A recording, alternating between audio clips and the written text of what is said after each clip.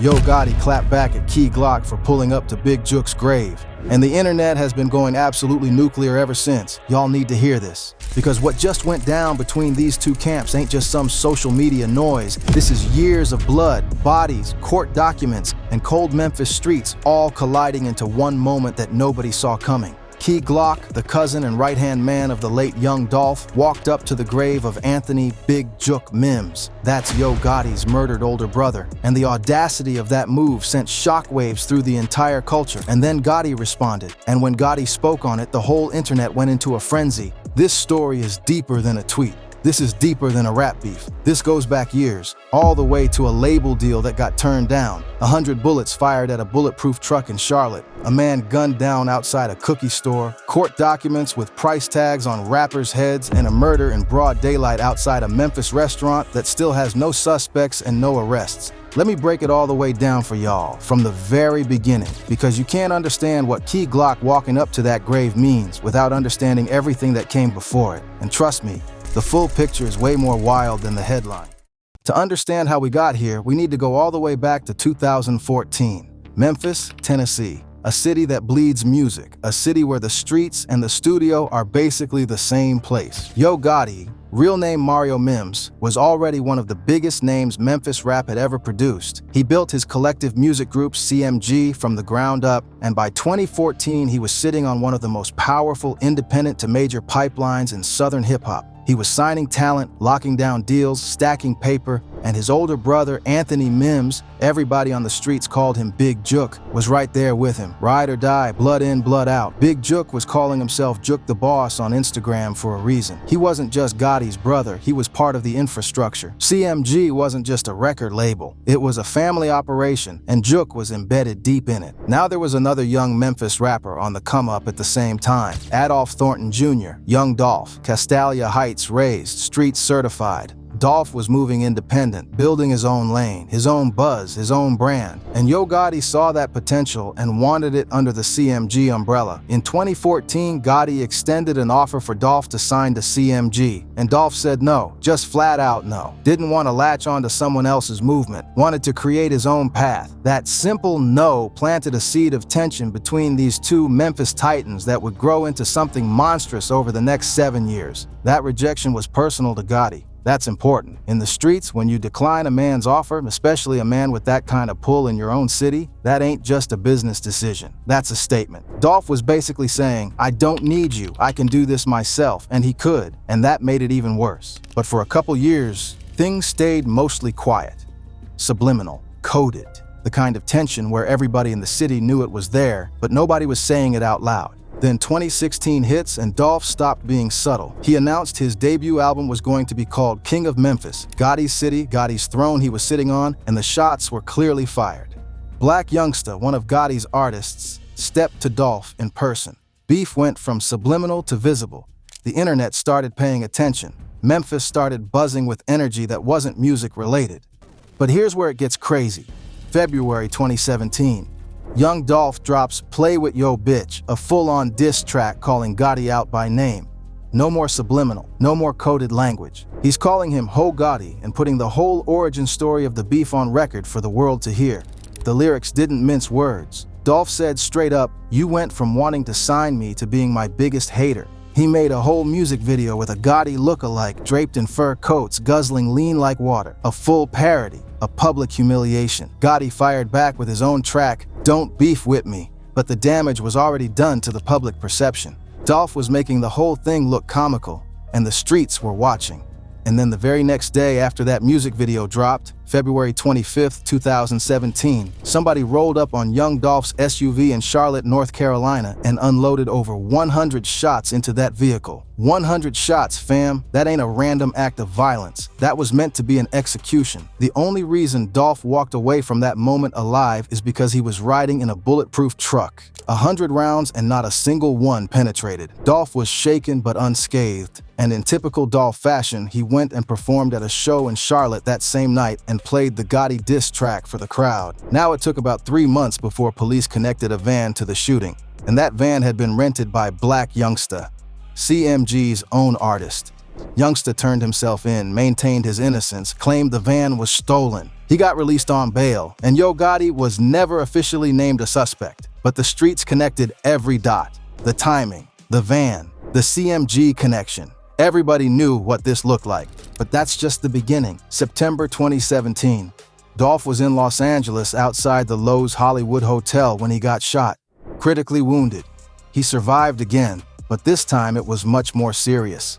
Gotti was initially named as a person of interest by early reports. His whole entourage was staying at the same hotel. LAPD later clarified Gotti wasn't an official person of interest, but a Gotti associate named Corey McClendon was actually arrested and charged with attempted murder. The charges were eventually dropped. 2 assassination attempts in 1 year. Dolph survived both, and the city of Memphis was holding its breath. Through all of this, through the bullets, through the beef, through the court appearances, one young rapper from South Memphis was watching everything from the inside. Markevious Cathy. The world knew him as Key Glock, Young Dolph's cousin, his protege, his little brother in spirit and in blood. Dolph had signed Glock to Paper Route Empire in 2017, the same year all of this chaos was unfolding, and he was nurturing Glock's career like it was his own. Key Glock stayed out of the beef, at least publicly. He let Dolph handle the CMG side of things, but Glock was watching, he was learning, and he was building loyalty to Dolph that went way beyond music. These two were family, real family. November 17, 2021, Memphis, Tennessee, a Wednesday afternoon that changed hip-hop forever. Young Dolph went back to his neighborhood, Castalia Heights, to do what he always did for his community. He was handing out Thanksgiving turkeys, giving back to the block that raised him. He stopped at Makita's Butter Cookies, a spot right there in his hood, to pick up cookies for his mother. At approximately 12:34 p.m., 2 gunmen walked in and opened fire. Young Dolph, the man who had survived being shot at over 100 times in Charlotte, the man who had taken bullets in Hollywood and lived, was shot and killed inside that cookie store. He was 36 years old. Memphis went into mourning. The whole culture went into shock. His fiancée, Mia J., his children, his family, devastated. Paper Route Empire went silent, and Key Glock disappeared from social media entirely. He deleted his accounts, went ghost. The pain was real and visible to everyone who knew him. When Glock finally resurfaced, he posted on Instagram stories, "Stop asking me if I'm okay, knowing damn well I ain't." That was the rawest, most human thing this man could have said. He wasn't performing grief. He was drowning in it. He described it as, "My left-hand man, my brother, my cousin, my mentor." He got Dolph's face tattooed on his forearm.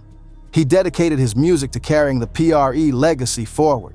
Now the murder investigation started moving fast. 2 men, Justin Johnson, who rapped under the name Straight Drop, and Cornelius Smith, were eventually identified and arrested. Justin Johnson was ultimately convicted of first-degree murder and sentenced to life in prison. But what happened during that trial in September 2024 is where this story takes a turn that nobody was fully prepared for. September 23, 2024. Opening statements in Justin Johnson's trial. Shelby County Deputy District Attorney Paul Hagerman stood up in that courtroom and dropped a bomb that the internet detonated for weeks.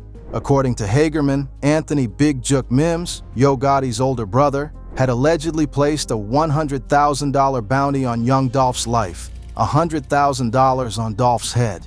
That was the alleged price tag on the man who had been feeding communities, dropping turkeys, giving back to Memphis. The prosecution's argument was that Big Jook had invited Justin Johnson to Atlanta, offering him a chance to get signed to CMG, but the signing was conditional. The condition was killing Young Dolph. Johnson allegedly accepted that arrangement, then went and murdered Dolph outside that cookie store for the opportunity of a record deal. Let that sink in for a second. The alleged motivating force behind one of the most heartbreaking murders in hip-hop history was a record deal offer wrapped around a murder for hire. The prosecution was saying this was a business transaction, a hit dressed up in A and R clothing. CMG did not respond to requests for comment. Yo Gotti stayed silent. But that's not even the crazy part. A few weeks after those trial revelations, DJ Academics posted on Instagram what he claimed were leaked prosecution documents, an alleged hit list that Big Jook had put out on multiple Paper Route Empire members. The numbers laid out in that alleged list were specific and brutal. $100,000 for Adolph Thornton, aka Young Dolph, $50,000 for Marcavius Cathy, aka Key Glock, $50,000 for Terrence Baker, aka Paper Route Woo, $20,000 for Snoop Bands, $5,000 for Big Moochie Grape. There was a price on Key Glock's head, $50,000. His name was allegedly on the same list as his murdered cousin. His name was allegedly on a document that, if authentic, means the same man whose brother runs CMG had tried to have Glock killed too. The internet went absolutely insane. Protect Key Glock at all costs started trending. People were calling it disgusting. They were calling it sickening. They were pointing fingers at Yo Gotti and asking how he lets this happen under his watch, and or worse, whether he knew, whether he was complicit. But here's something else y'all need to know. Big Jook was already dead by the time all these court revelations went public. January 13th, 2024, a Saturday afternoon. Big Jook, 47 years old, had spent earlier that day attending a funeral for a relative. He then went to a repast, a gathering after a burial, at Perignon's Restaurant and Event Center on Winchester Road in Memphis. At approximately 4:15 p.m., gunshots rang out. A Memphis police officer in the area heard the shots and rushed to the scene, finding two men with multiple gunshot wounds. Both were rushed to the hospital. Big Jook was pronounced dead. The other male victim survived. Police identified the suspect's vehicle as a white Ford Explorer with black wheels and dark-tinted windows, caught on surveillance footage leaving the scene. They posted the images publicly. They offered a $4,000 reward for information, and then nothing. As of today, no arrests have been made in the murder of Anthony Big Jook Mims. The case has gone cold. Memphis police have repeatedly told reporters that there are no updates available at this time. Big Jook's final Instagram post, made the day before he was killed, read like prophecy. They don't want to face you, they want to snake you. Stay alert, stay alive, watch your back at all times. He posted that the day before he died, gang. The day before. And the location of Big Jook's murder? Winchester Road. That's the same area as Gotti's Memphis restaurant, not far from where Dolph was killed. The streets of Memphis are small, fam.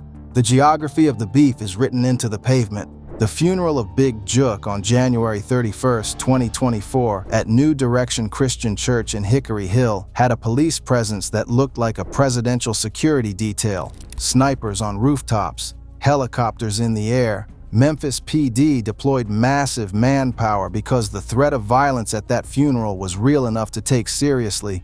That tells you everything you need to know about the temperature in Memphis at that moment. Now here's where people started connecting the dots in real time. Key Glock had already made his position known after Big Jook's death. In January 2024, when Jook got murdered, Glock went on Instagram Live and addressed it directly. He wasn't somber. He wasn't offering condolences. He was blunt. The streets interpreted his comments as a diss toward Big Jook, and Yo Gotti's camp did not appreciate it. That created a whole new layer of tension between PRE and CMG that had been simmering since Dolph's death in 2021. Think about the position Key Glock is in.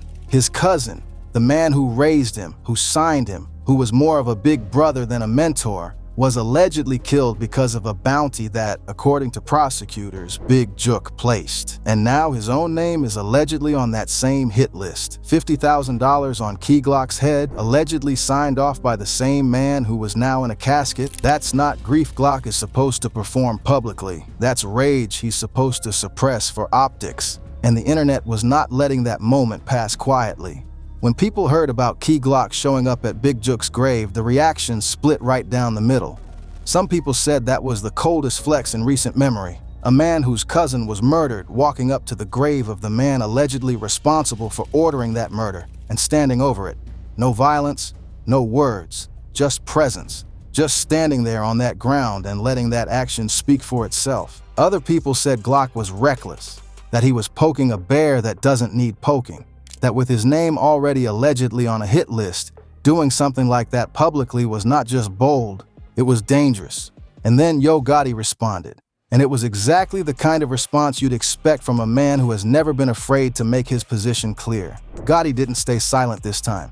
This wasn't like his silence after Dolph's murder when CMG said nothing for months. This was a direct response to what Glock did, and it put everything back on the front page. Now, Gotti's response, depending on how you read it, could be taken as a warning, as grief speaking, or as a man defending his brother's legacy in the only way he knows how. But the way the streets read it, the way PRE read it, that response meant the temperature between these two camps just got turned way up. And here's what people keep glossing over. The official murder case for Big Jook is still unsolved. No arrests, no suspects publicly identified, and the same is true for Dolph's murder investigation when it comes to the alleged higher-up involvement. Justin Johnson is locked up for life. Hernandez Govan's trial was still proceeding, but the question of who physically ordered everything, who sanctioned it from the top, that's still playing out in the courts, and court documents are still being unsealed. The alleged hit list DJ Academics posted was supposedly a prosecution document, which means prosecutors are building a case around this information, which means Big Jook's alleged role in Dolph's murder isn't just street gossip. It's the government's working theory, and the government doesn't put those kinds of allegations in court documents without believing they can back them up. But the streets knew better long before any of this went to court. Memphis has known for years what was happening, who was connected to what, why certain people moved certain ways. Real recognize real, and in Memphis, the real one's been knowing. The fallout from all of this is still unfolding, no cap.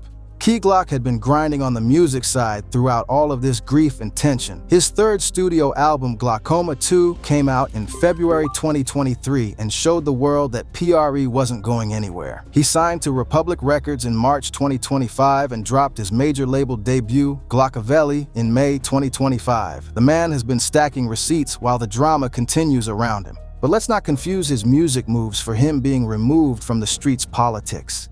This is a man who grew up losing people. He lost his mother to the prison system when he was just 16 months old. His father was in and out. He lost Dolph. He lost his grandmother. He's lost multiple people close to him. Grief is not new to Key Glock. Grief is a fuel source for him. And that's what makes the grave visit mean something different than a publicity stunt. Glock doesn't perform his pain for attention. His whole catalog proves that. When he shows up somewhere, it's intentional. Now, Yo Gotti, on his end, has been navigating his own chaos. His brother was murdered and the case is cold. The same prosecutors who are trying to lock up the men behind Dolph's killing are publicly naming Jook in court documents as the alleged architect of that murder. Gotti is watching his brother's name be dragged through trial proceedings, while simultaneously watching PRE and Key Glock make moves that feel disrespectful to Jook's memory. On top of that, Wack 100 had gone on record suggesting the feds were closing in on Gotti himself, given how deep the CMG name has been mentioned in the Young Dolph murder proceedings. Gotti hasn't been charged with anything. Let me be clear about that for real. But the proximity of his label, his name, and now his deceased brother to an alleged murder-for-hire conspiracy is not something a man in Gotti's position can easily shake off. Legally or reputationally, and fans on both sides, they've been loud. The day the alleged hit list went viral, protect Key Glock at all costs was everywhere. People were disgusted. People were scared for Glock. People were pointing at Gotti and saying this couldn't have happened without someone above Jook knowing about it. That's allegation, that's speculation. But that's also how the internet operates. And in 2024, the court of public opinion moves just as fast as the actual courts and sometimes faster. The PRE fan base has been unified behind Glock. They want him to carry Dolph's legacy, and they want him to stay safe. The CMG side has their own narrative, that Big Jook is being villainized after death, that he can't defend himself, that the prosecution is using a dead man as a convenient scapegoat to shore up their case against the living defendants. That argument has some logical weight, and it's worth acknowledging. Big Jook cannot take the stand. He cannot counter anything being said about him in that courtroom. He was killed before any of this went to trial. That's the tragedy inside the tragedy. Nobody gets a clean story out of Memphis in 2024. Everybody's grieving somebody, everybody's got allegations swirling around them, and the streets are still deciding who's accountable for what. Y'all, let me zoom out for a second because this situation is about something bigger than just Gotti and Glock. What we're watching in Memphis is the full unraveling of a decade-long war that was never supposed to become what it became. Young Dolph turned down a record deal in 2014, and that decision, That one decision to stay independent allegedly set off a chain of events that led to his murder, the murder of Yo Gotti's brother, a list of price tags on rappers' heads, cold cases that may never get solved, and now Key Glock standing at a grave that represents all of it at once. This is what happens when the streets and the industry can't be separated. When the label politics and the block politics are the same politics. CMG and PRE weren't just competing record labels, they were competing ideologies. Dolph represented pure independence. Gotti represented the power of infrastructure. Both approaches produced real wealth, real success, real music. But the beef attached to those ideologies produced nothing but funerals. And here's the real tea that most people aren't saying out loud. Key Glock going to that grave is not just a personal statement. It's a message to the entire culture. It's Glock saying, I know what allegedly happened. I know what your brother allegedly did to my cousin. And I'm still here, still standing, still breathing, despite the fact that there was allegedly a price on my head too. That's not a taunt, that's a testimony. And Gotti responding to it is him saying, my brother is not a prop in your narrative. He deserves to rest without being made into a symbol of your survival story. That's grief. That's real brother energy. You might not agree with everything Big Jook allegedly did, but Gotti loved his brother. And watching Key Glock show up at that grave had to hit different when you're the man who hasn't buried that grief yet. The streets of Memphis are complicated, fam. The relationships are complicated. These men grew up in the same city. They probably knew some of the same people, ate at some of the same spots, came up through some of the same struggles. The beef didn't make them strangers, it made them enemies who know each other too well. And the part that keeps me up at night, the part that I think matters most, is that none of this is over. The murder cases are still in the courts. Big Jook's murder is still unsolved. The alleged hit list is still being processed by the justice system. Gotti hasn't been charged, but the investigations are still breathing. And in Memphis, when investigations breathe long enough, they eventually exhale something that changes everything. Justin Johnson is sitting in prison for life. Hernandez Govan's trial is pending. Court documents are still being unsealed. More information is going to come out. More connections are going to be made public. And when they do, the conversation about what really happened, the full chain of alleged command from whoever pulled the strings all the way down to whoever pulled the trigger, is going to be reignited. Key Glock walking up to Big Jook's grave is a timestamp in that story, a moment that says, the living remember, the living are still here. And the living are not pretending any of this didn't happen. Gotti responding to it is his own timestamp, his own claim on the narrative, his own refusal to let his brother's memory be shaped by his enemy's interpretation. Both of them are grieving, both of them are standing their ground, and both of them are tied to a city that has been bleeding for too long over beef that started with a record deal rejection a decade ago. Real recognize real, gang. And the realest thing about all of this, the music is gonna outlast all the beefs, all the court cases, and all the grave visits. Dolph's music is still playing, his legacy is still breathing, Key Glock is still dropping. And somewhere in Memphis right now, a kid who grew up on both CMG and PRE is trying to figure out how to make it without becoming another part of this story. That's the bigger picture. That's what matters. Drop your thoughts in the comments. Did Key Glock go too far by pulling up to that grave? Or was that the only real move he could make? And what do you think Gotti's response actually means for where this thing is headed? I'm watching everything closely, and this story is far from done. Stay locked in.